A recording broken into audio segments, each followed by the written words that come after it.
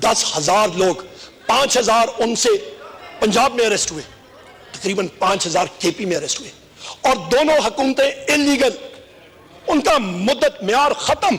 आइन आपके पास है, मुश्ताक साहब को कहें, इनसे क्या आपको दिखा दें लिमिट क्या होती है केयरटेकर गवर्नमेंट की। एक एक चीज जो उन्होंने वहां पे एक्शन लिया है, आर्टिकल 6 उन पे लगना चाहिए।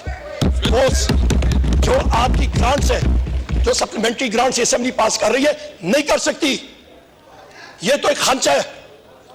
We will take them to a court of law. जनाब स्पीकर, छोड़ने वाले हम भी नहीं ऐसे इंशाल्लाह। आगे आते हैं जनाब स्पीकर, यहां पे जो केपी में खैबर पख्तूनख्वा में केयरटेकर गवर्नमेंट थी, अवामी नेशनल पार्टी और दूसरी पार्टियां खुलम खुला उनके लीडरान कहते थे कि ये तो हमारी हुकूमत है, निगरान हुकूमत को, कि हमें इसमें नौकरियों के कोटे चाहिए, इसमें हमें पब्लिक वर्क्स चाहिए, इसमें हमें ट्यूबवेल का कोटा चाहिए, इसमें हमें फलानी